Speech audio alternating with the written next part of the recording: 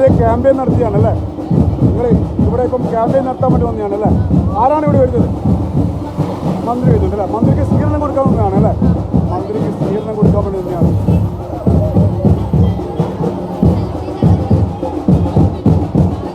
ഒരുപാട് കുട്ടികളുണ്ട് ഇവിടെ. സ്കൂൾ കുട്ടികൾ കാണുന്നത്. ഏത് സ്കൂളാണ് പഠിക്കുന്നത്? അരോളി സ്കൂളിൽ നിന്നാണ്. എത്ര കുട്ടികൾ വന്നിട്ടുണ്ട്? 28 ആൾക്കാരല്ലേ? നിങ്ങളല്ലേ അരോളി സ്കൂളിൽ പെട്ടവരാണ്? അപ്പം നിങ്ങളോ? അരോളി. എല്ലാവരും അരോളി സ്കൂളിൽ. ഇവിടെ എല്ലാവർക്കും അരോളി സ്കൂളിൽ പെട്ടവരാണ്.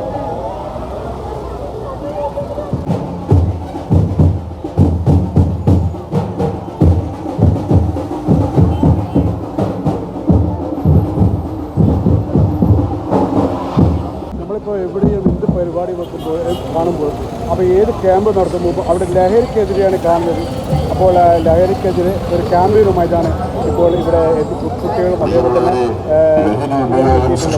ശാരീരിക മാനസികാരോഗ്യ പ്രശ്നങ്ങൾ, സാമൂഹിക ആഘാതങ്ങൾ എന്നിവയ്ക്ക് ഊന്നൽ നൽകി ബോധവൽക്കരണം.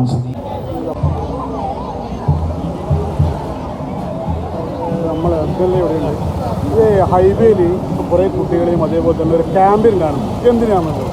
ഇത് നമ്മുടെ സംസ്ഥാന കായിക വകുപ്പ് ലഹരിക്കെതിരായിട്ടൊരു വലിയ യുവതലമുറയിൽ രാസലഹരി പിടിമുറുക്കുന്ന സാഹചര്യത്തിൽ നമ്മുടെ കായിക വകുപ്പ് മന്ത്രിയുടെ നേതൃത്വത്തിൽ സംസ്ഥാനത്ത് ഒരു ലഹരി വിരുദ്ധ സന്ദേശയാത്രയാണ്. സ്പോർട്സ് ആവണം ലഹരി എന്നതാണ് ഇതിൻ്റെ ഭാഗമായിട്ടുള്ള അവരുടെ സന്ദേശം. അതിൽ കുട്ടികളെ കളിക്കുന്നവരെ എല്ലാം അണിനിരത്തിയിട്ടുള്ള ഒരു സ്വീകരണം. വൈകുന്നേരം കണ്ണൂർ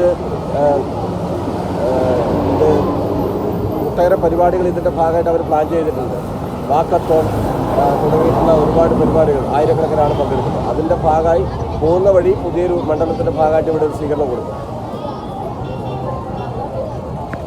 മാഡം, ലഹരി വിരുദ്ധ സന്ദേശ റാലിയാണ് നടന്നുകൊണ്ടിരിക്കുന്നത്. എന്താണ് നമ്മൾ വരും തലമുറയ്ക്ക് എന്താണ് ഇത് കൊടുക്കാനുള്ളത്?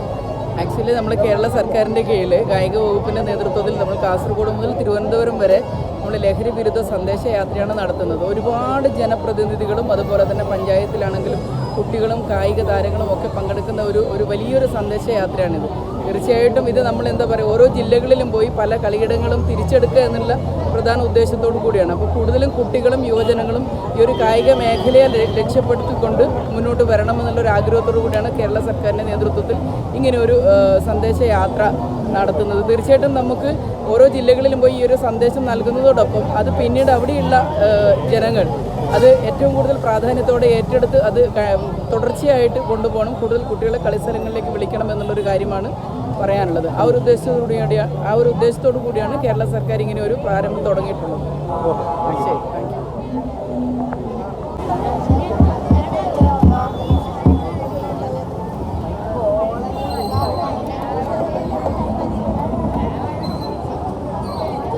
രാജാസ്, ഞാൻ പഠിച്ച സ്കൂളിൽ നിന്ന് വരുന്നതാണ്.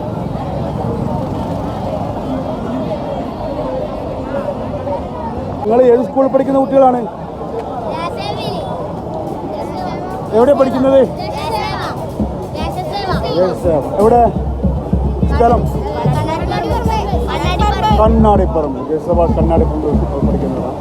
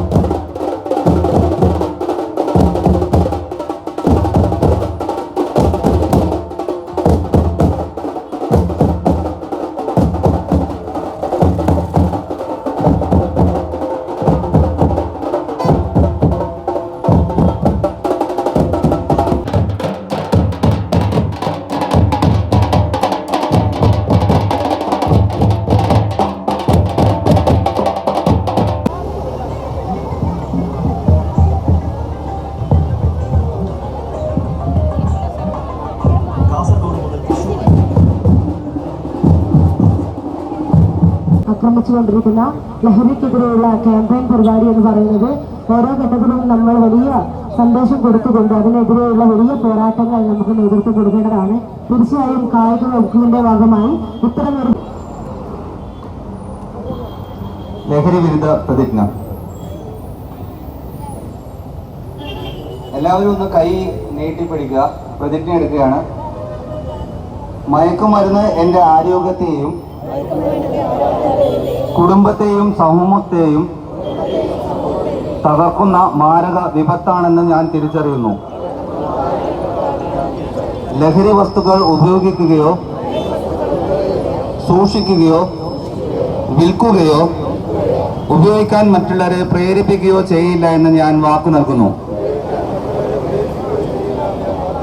കായിക പ്രവർത്തനങ്ങളിൽ ഏർപ്പെട്ട് ശരീരത്തെയും മനസ്സിനെയും ആരോഗ്യത്തോടെ നിലനിർത്താൻ ഞാൻ പ്രതിജ്ഞാബദ്ധനാണ്.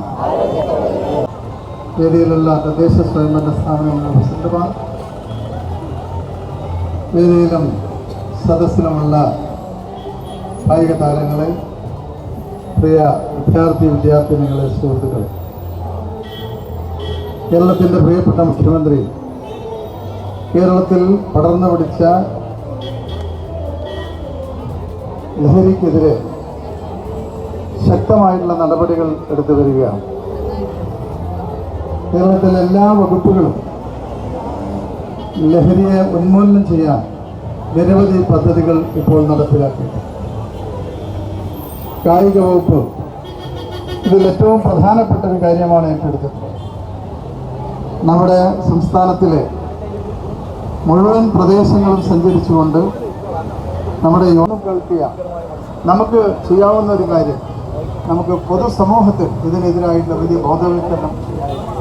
നമ്മുടെ പോലീസ് ധാരാളം കാര്യങ്ങൾ ചെയ്യും, നമ്മുടെ എക്സൈസ് വകുപ്പുകൾ ധാരാളം കാര്യങ്ങൾ ചെയ്യും. കഴിഞ്ഞ കുറച്ച് ദിവസം തന്നെ കിലോ കണക്കിന് രാസലഹരി നമ്മൾ പിടിച്ചെടുത്തു. ധാരാളം കേസുകൾ അവിടെ ശ്രദ്ധിച്ചു. ഈ രാസലഹരി വിൽക്കുന്നവരുടെ സ്വത്ത് വരെ കണ്ടെത്തുന്ന രീതിയിലേക്ക് കാര്യങ്ങൾ നമ്മൾ മാറ്റിയെടുത്തു. പക്ഷെ അതുകൊണ്ടൊന്നും തീരുന്നില്ല.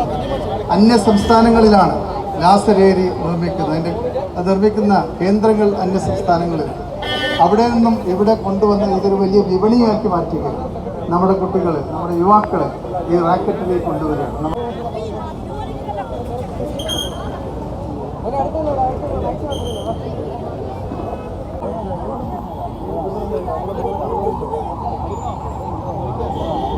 പാപ്പിശ്ശേരി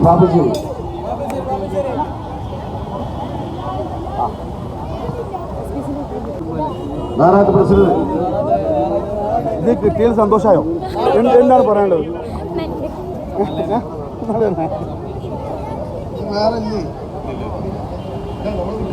രഞ്ജു സുരേഷ് ഇവിടെ വന്നിട്ടുണ്ട്. അവരെയും പ്രത്യേകമായി ഇതിലേക്ക് സ്വാഗതം ചെയ്യുന്നു. നമ്മുടെ വൈസ് പ്രസിഡന്റ്, സംസ്ഥാന സ്പോർട്സ് കൗൺസിലിന്റെ വൈസ് പ്രസിഡന്റ് രഞ്ജിത്ത് ഉണ്ട്. രഞ്ജിത്തിനെയും പ്രത്യേകമായി എല്ലാവരെയും പരിചയപ്പെടുത്തുന്നു, സ്വാഗതം ചെയ്യുന്നു. ഈ ചടങ്ങ് ഇവിടെ നമുക്ക് അവസാനിപ്പിക്കാം. ഉച്ചയാവുണ്ട്. ചടങ്ങിന് മന്ത്രിക്ക് ഒരു നിവേദനം നൽകാൻ വേണ്ടി ജോഹർക്ക് അവിടുത്തെ ഒരു പ്രധാന കായിക പരിശീലകരാണ്. കുട്ടികളെയൊക്കെ പരിശീലിക്കും ജോഹർക്ക് ഒരു നിവേദനം മന്ത്രിക്ക് നൽകാനുണ്ട്.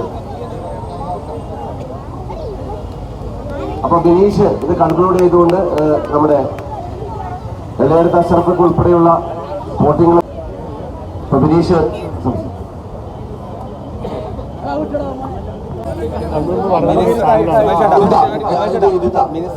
സാങ്കേതികമായിട്ട് കൈമാറുന്നതാണ് കേട്ടോ. അവിടെ എത്തിക്കും.